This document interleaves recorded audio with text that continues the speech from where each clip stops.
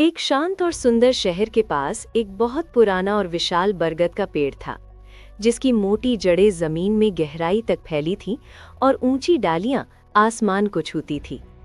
उसी बरगद के पेड़ पर कबूतरों का एक बड़ा झुंड रहता था। हर सुबह सूरज की पहली किरण के साथ सभी कबूतर अपने पंख फैलाते और आसमान में उड़ जाते। कोई बहुत ऊंचा उड़ता, कोई हवा में गोल गोल चक्कर लगाता और सभी आज़ादी का मजा लेते थे। लेकिन उसी पेड़ की एक नीची डाल पर एक कबूतर ऐसा भी बैठा रहता था जो कभी उड़ नहीं पाता था। उसके पंख जन्म से ही कमजोर थे।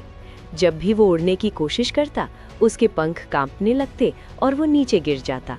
कई बार उसे चोट भी लगती और हर बार उसका दिल थोड़ा और टूट जाता। बाकी कबूतर अक्सर उसका मजाक उड़ाते।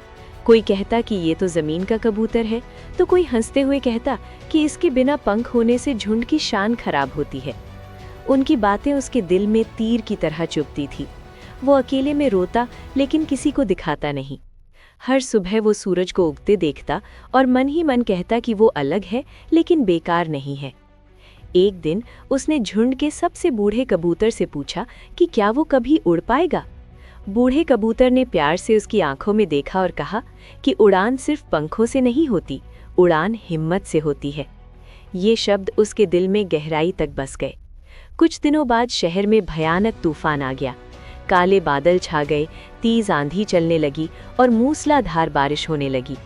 पेड़ जोर जोर से हिलने लगे और लोग अपने घरों में छुप गए। उसी समय एक छोटा बच्चा छत पर खेलते खेलते फिसल गया और छत के किनारे फंस गया। नीचे गिरने का डर उसकी आंखों में साफ दिखाई दे रहा था और वो जोर जोर से रोने लगा।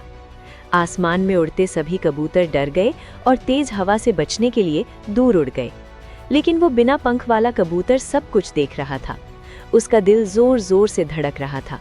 डर उसे रोक रहा था, लेकिन तभी उसे बूढ़े कबूतर की बात याद आई कि उड़ान हिम्मत से होती है।